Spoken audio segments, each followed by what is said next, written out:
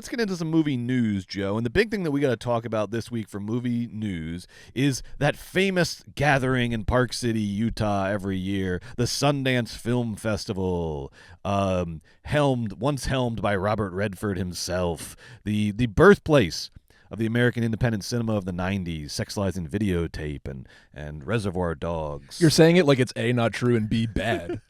Everything you're saying is true and was good. All of these things are true. Okay. All of these things are true. I'm just giving it a little levity so it doesn't get too full of itself. Okay, I got You're you're bringing it down a peg. The ship has sailed on that front. But how about this, Joe? Let's do some winners and losers of Sundance 2025 for the people. Winners and losers. I got a couple for you. I want to hear your responses to this. My first winner of Sundance 2025 is Netflix. Oh, God. Netflix was a big winner because Netflix right now is desperate for a Best Picture win. They want the prestige, baby. They want to prove that they are on the level. They are on the level with the major studios, that they can produce not just streaming schlock, but they can produce a Best Picture winner. They've gotten 9 nominations so far, 0 wins. It's probably going to be 10 nominations with 0 wins because Amelia Perez is in a tailspin right now. So Netflix came to Sundance not looking for box office, but looking for prestige, looking for what is going to be their Best Picture, one of their Best Picture candidates for next year. And they found it, baby, because they ended up buying what was probably the best reviewed film out of the festival, Clint Bentley's Train Dreams. This is by Clint Bentley and the team, the writer-director team behind Sing Sing, the movie Sing Sing that was so good this year. And Train Dreams is a adaptation of a Dennis Johnson novel. It sounds like it's like a Terrence Malick movie about boxcar hobos, sort of, and it's so gorgeous it made everyone cry. Oh, that sounds good. Yeah, it sounds amazing, yes. And so Train Dreams... Can't wait to watch that on Netflix. Thank you. Which brings me to my first loser, Joe. My first loser, which is people hoping for a theatrical release for Train Dreams. Yeah, that's me. I'm the loser, I guess. Yeah, that sounded really good. Keep hoping. And look, we know Netflix has softened on its theatrical release policy with not for Clint. Thank you. For Greta Gerwig and maybe for Ryan Johnson if he's lucky, but I don't think Clint Bentley's got the sway yet. And one day you will, Clint. And one day you will. When Train Dreams wins Best Picture at the Academy Awards. Apparently it's great. Early 20th century Joel Edgerton. Everyone's walking around. It's looking really pretty. All I heard was how pretty it is, how great it looks, how great it sounds. I want to see this thing on the big screen, Netflix, not on my little rinky-dink television. Well, me and you will get to go to the 3 Fuck You nights when they show it in New York and L.A. for the Fuck You. Right. And we'll go to that. Right. We'll go. And then you'll come to the podcast and we'll go, they should have shown it on the big screen. Yes. We'll get to see it. But we'll see it. And we'll tell you it's really good. Next winner, body horror fans. Hey, it's me. Rejoice, body horror fans, because body horror is having a moment. You knew this was going to happen in the wake of The Substance doing so well this year, critically, financially relative to its budget, awards-wise. And sure enough, 2 of the most talked about movies at Sundance this year were body horror movies. One was a Norwegian movie I can't wait to see called The Ugly Stepsister, which retells the Cinderella story with a body horror angle. And I was reading, in a body horror review, you get the quick, here's the 4 disgusting things that happen. And they always sounded disgusting and amazing. Yeah. So I cannot wait for The Ugly Stepsister. It's at 97% on Rotten Tomatoes They pop right now. her pregnant belly with a pin and pus comes out. It's going to be a blast. You're going to love it. Bring the family. It's at 97% on Rotten Tomatoes right now. And Rotten Tomatoes is weirdly useful right after Sundance because it's only the critics who saw it at Sundance. So it's every Sundance movie has 20 reviews, and it's by all the critics who just saw it at Sundance. So it's at 97% with those critics. They loved it. People like that. And the other big body horror movie, which was bought by Neon after a bidding war, is a movie called Together, starring real-life couple Dave Franco and Alison Brie. And the premise is a codependent relationship as body horror. Joe, a codependent relationship as body horror. You seem more hyped for The Ugly Stepsister is the vibe I'm getting from you. I love Alison Brie. Great. Well, you're going to get her in a body horror movie, and you love body horror. Yeah, so that's pretty good. My next loser is the winner of the grand jury prize, the winner of the biggest prize at Sundance. Now, hold on, no. Atropia. Now, hold on. You're saying that the winner of the festival is one of your losers? That's right, Joe. Why? That's right. Well, I'll tell you, because the movie Atropia, which sounds interesting, an Iraqi war satire directed by Haley Gates and starring Aliyah Shawkat. Sounds great. It's about an aspiring actress in a military role-playing facility. I mean, I like all those words in unison. Oh, That you sounds like the interesting. military. Disgusting. That sounds interesting. But this movie, although it won the grand jury prize, it had very lukewarm reviews from the critics, and apparently there was a lot of confusion about why this movie won the grand jury prize. It also didn't get distribution. It didn't sell.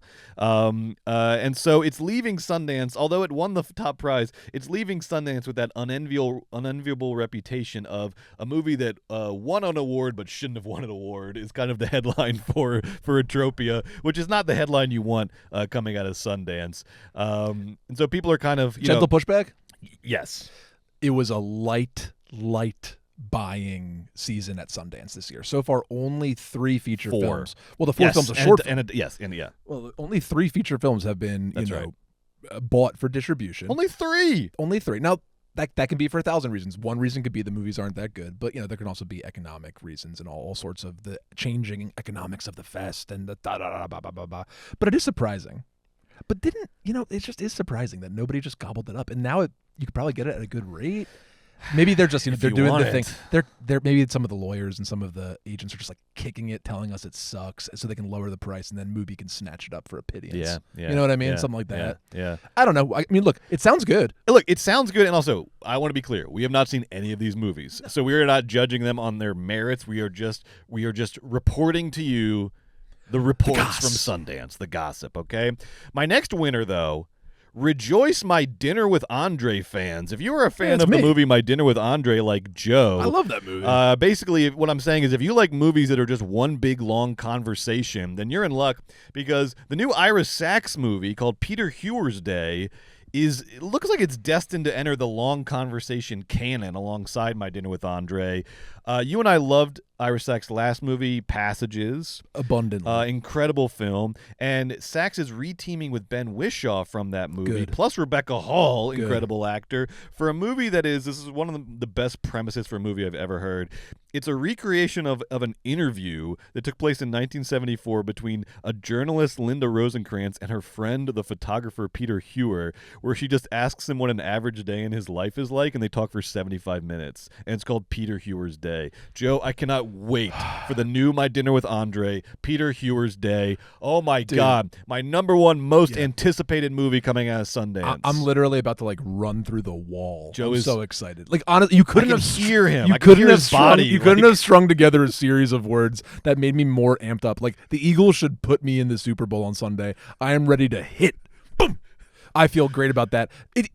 Here's what's fucked up. Like, the year's barely started, but Peter Hewer's Day, instant top 10 movie of the year for Joe. Like, just based on the log line, Right. It's like that and the Shrouds. It's like, okay, cool. Well, those are going to be high on the list if they're any good. Like that sounds like perfect. Although we said this about Honora last year before seeing it, our beloved Sean Baker's new movie Honora, and although we both liked it, it did not show up on our top 10. So you never know. Hype is a double-edged sword, my friend. But I love the Nora.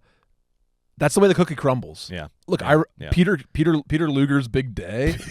Like, that's just one of the 6 movies I've heard of this year. Peter Luger's Big Day. Oh, also the PTA we talked about earlier. Yeah, what I'm saying is, like, this movie, you're right. It's going to fill up quick. Like, there's lots of good movies coming out this year. This year's going to rule. I'm excited. This year's going to rule. Peter Luger's Big I got Day. two more losers for you, Joe. 2 more losers for you.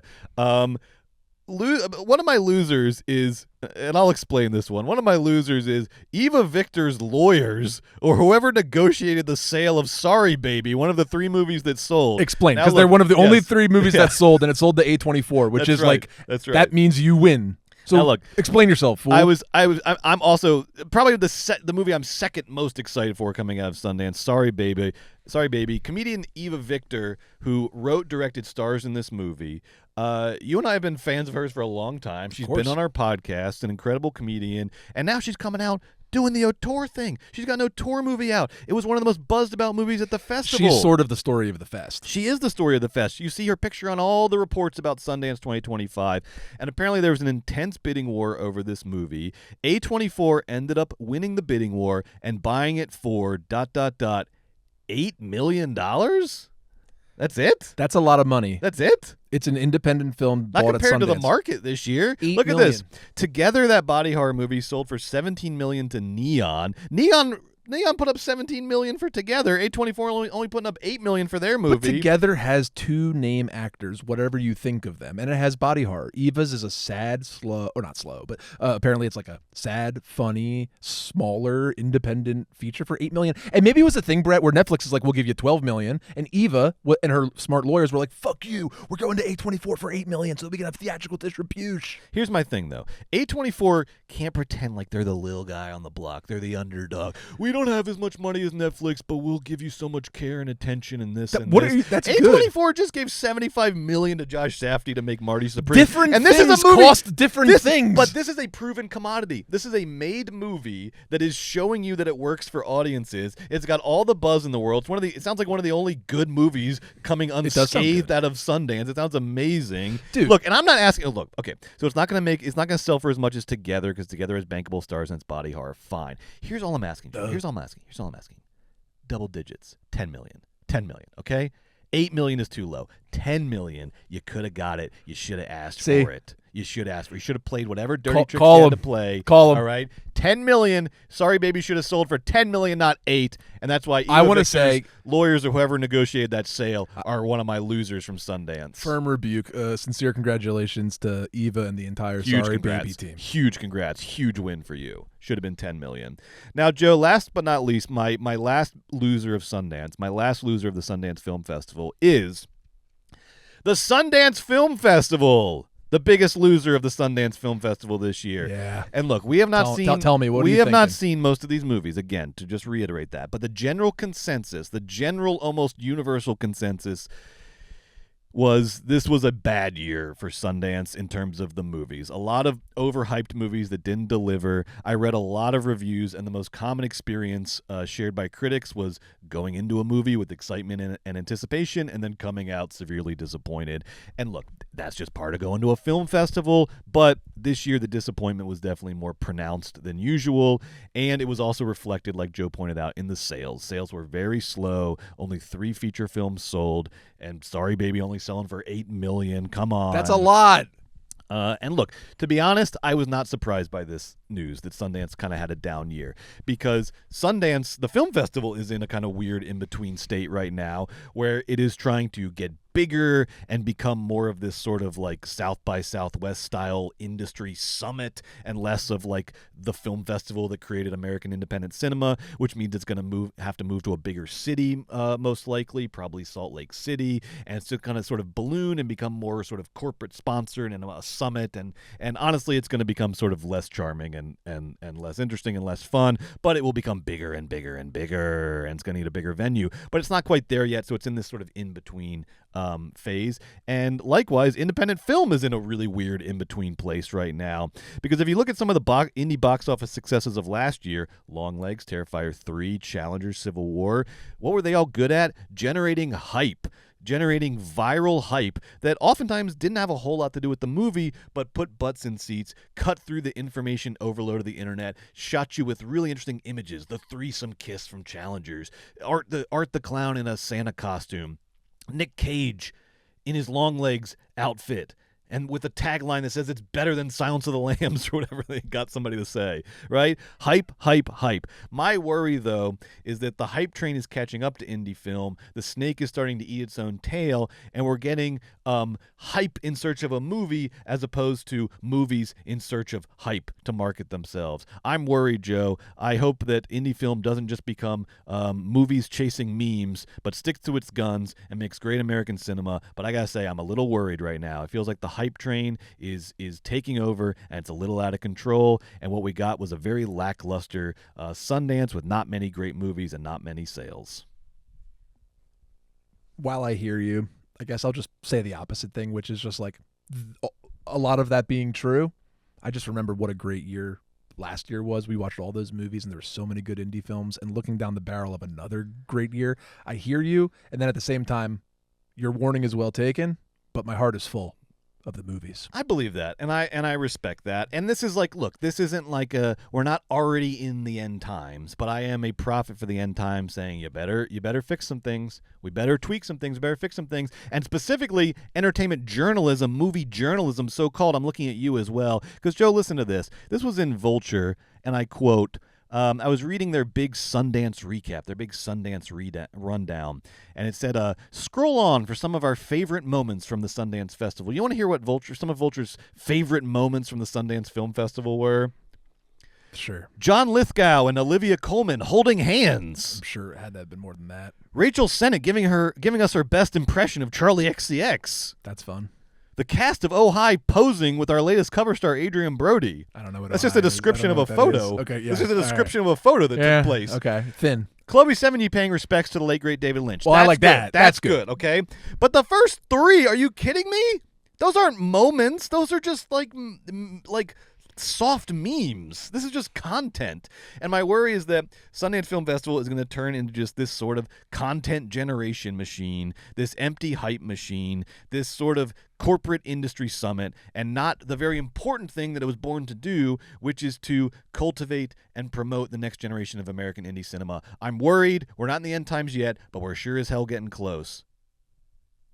Turn that hype train around, baby. Get back on the quality train.